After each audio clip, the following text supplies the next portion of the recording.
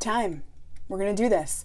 The hashtag only 10 mass market decks by Thea, Garden Goddess Tarot, and I always transpose this. Honey Rose Ritual. I want to say Rose Honey Ritual. I think it's Honey Rose Ritual.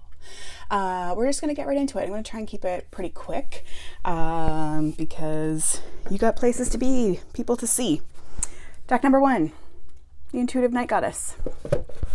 So I actually struggled with this hashtag because I couldn't come up with 10.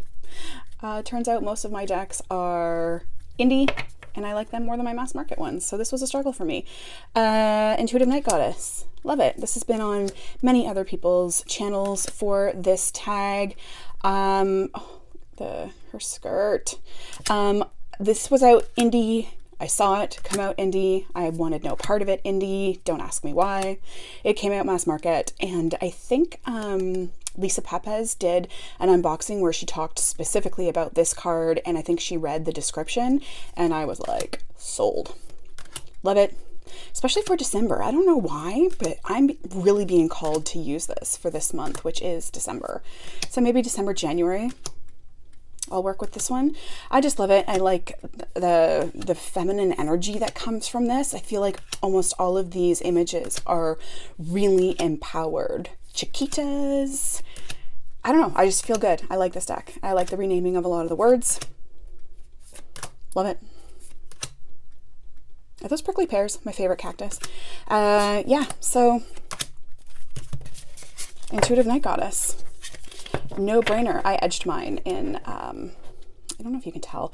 It's a black Sharpie, which I didn't like because it kind of gives it like a, no, it's not picking it up on camera. It gives it like a metallic look, which I don't like. Anyway, whole other story. That is deck number 1. Tarot deck number 2. So we do have a mishmash of tarot and oracle here. They are in no particular order. Tarot deck number 2. MJ Collinane's The Guardian of the Night Tarot. To be honest, I feel like this one's just in here as a place filler because, like I said, I couldn't come up with 10. I do like it, don't get me wrong. I mean, I own it. I don't love the size. I do struggle with the size of this particular one. They kind of like the edges cut a little. I have yet to edge it. I love animals. I have a few animal decks. I love it. I love the colors of this deck. I love her art style, like with the texture kind of look there. Love it. I don't use this as often as I would like. This is one of my favorite judgment cards. But yeah, I do enjoy this deck. I enjoy animal decks. I enjoy the messages behind a lot of the images in this deck, and I agree with a lot of the choices that she's made. Also a great devil. Great, just a great little deck. Nice animal deck. Again, this was mass market. I don't believe I saw it mass market, but sorry, this was indie. I don't think I saw it indie. So I ended up with the mass market version, which is totally fine. I'm okay with that. I wouldn't have probably wanted to pay the indie version of it. But yeah, this is a great animal deck. I love the colors. I love the artwork. I wish it were a little bit smaller, but then I think some of the artwork would maybe get lost if it was smaller. So maybe that's why. Let's do another tarot. This one is new to me, new to my shelf. I don't like saying collection. This is the Luna Soul Tarot. The reason I have selected this one, it is new. I think I just got it last month. But the reason I selected it was because I really like this deck for, I don't want to say client readings because I don't do client readings. I read for my friends for free, for fun. And I think that this deck is very relatable in a way that it's not intimidating. It's softer messages. It is softer colors. I don't love this color palette. Like, this is like not my thing. Even the art really isn't my thing, but I do, like I said, think this is a great read, and I also love some of their interpretations. It is a great read for reading for people. So that's why this puppy is on this list. All right, let's do 1, 2. We have 1, 2, 3, 4 oracles, and then 1, 2, 3. Oh no, there's another oracle in the box. Organize yourself, girl. All right, we'll do this one just because, again, this is more of a filler, a place filler, because I couldn't come up with 10. The Golden Art Nouveau. I don't like the backs on these. I actually like, this is probably my least favorite back out of every deck I own, but it's got gold. Shimmery, it's pretty. And I love, let's not zoom in on that one. I love the faces. I feel like I get a lot more from the faces of the individuals in this deck than I do any other deck. I just feel like the expressions are detailed. I don't know. I feel like you just get a better idea of the energy behind the people in the card with this deck.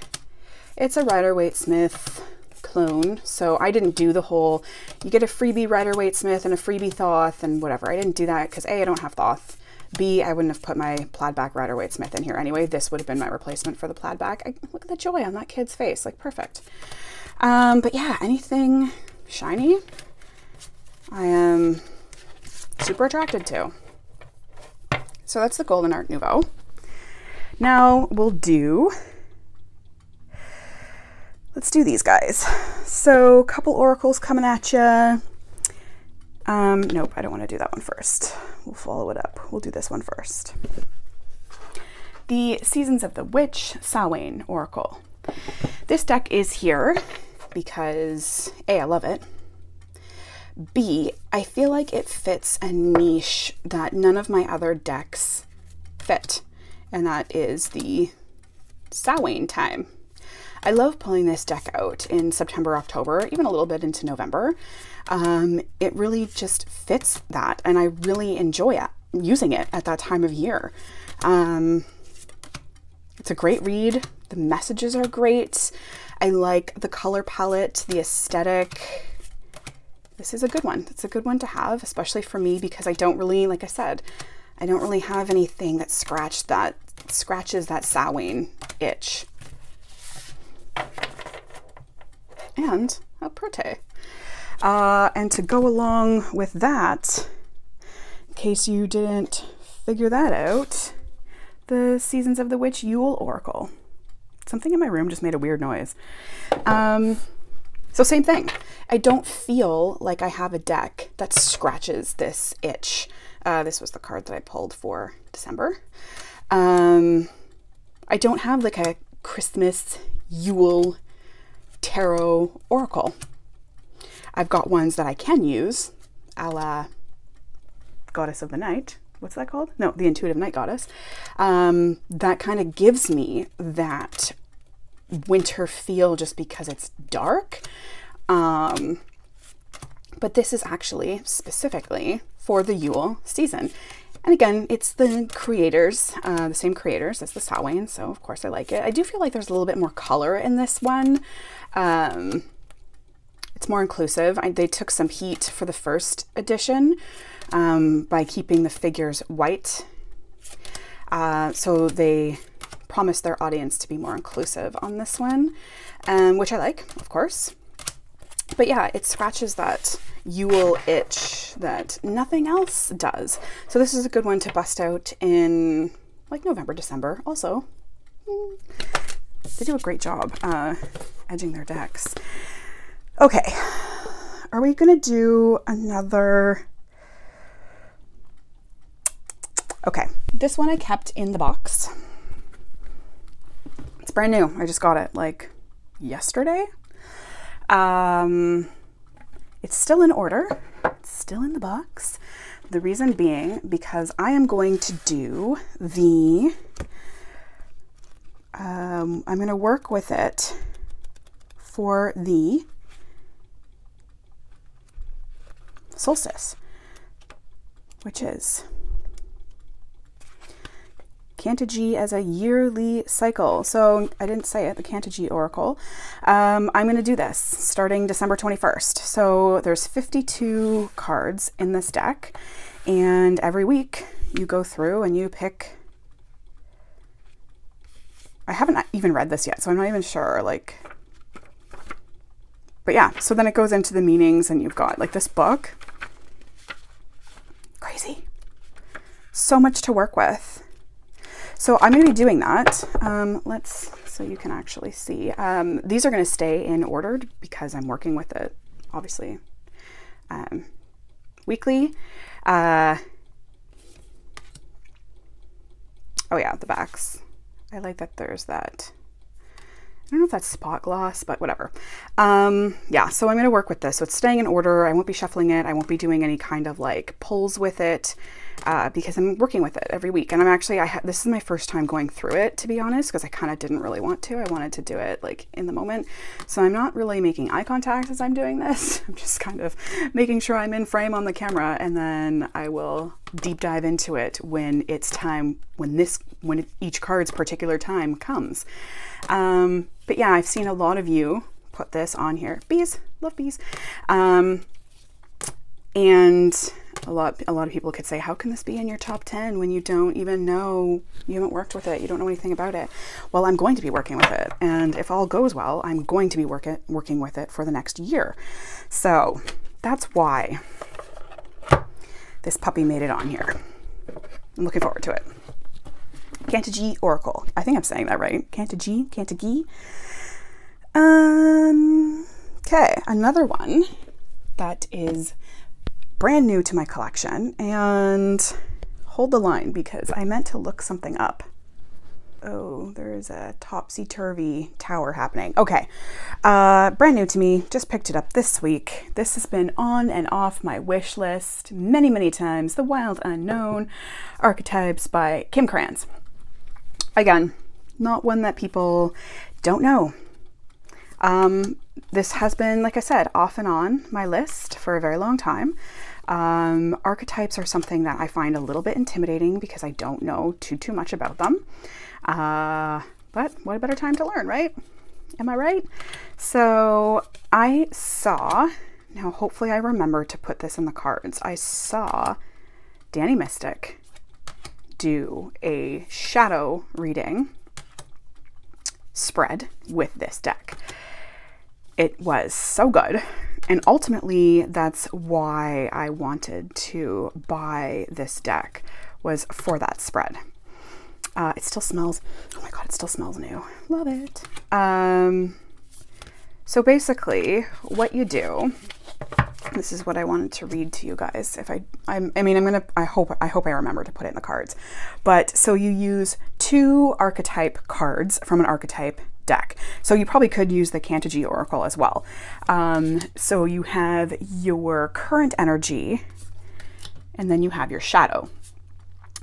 She also said that you could use majors only from a tarot deck for these 2.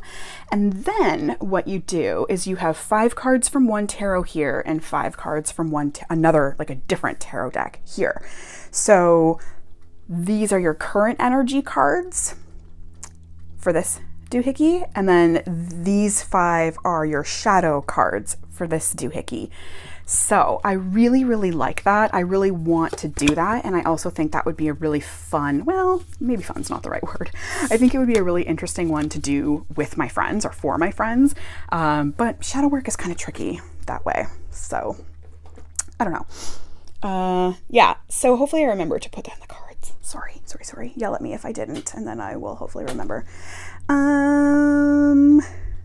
Okay. So now this deck, I don't know, part of me hates that I love it. The Lightseers Tarot, obviously mass market edition. This deck was one of my first tarot deck purchases. This deck scratches my color itch. It's very pretty. I love the colors in it. Now my aesthetic is changing. So I'm kind of getting away from this, I'm finding. I'm getting into more muted, older timey looking decks. However, this deck, it's what I pull when I need the color, when I need to feel that bright, like I find sometimes in the winter I need to pull this. I need to bust out this deck, especially because it's just so dark. I just feel so dark in the winter. And This kind of reminds me that brighter, prettier things are on the way with spring and summer coming. I do like to use this deck in the summer as well because it's very summer vibes as well. But yeah, when I need that color therapy, this is a good one. I also like that, yes, it's drawn, but it's not cartoony in the sense that like the This Might Hurt tarot is cartoony, which I'm also finding I'm getting away from. I don't really feel like I want the cartoony style, but this one is cartoony but still manages to be like realistic. Like I like the art style. Well, it's not that I like it better, it's just I'm getting away from that cartoony art style. And speaking of color therapy, the next and last, right? 1, 2, 3, 4, 5, 6, 7, 8, 9. Yep. This has been extremely useful for me. It's the Prism Oracle. Pretty. I don't love that it's edged in this like weird gold iridescent edging. It doesn't fit the deck for me. I don't know, it just doesn't match it. I don't like the backs either.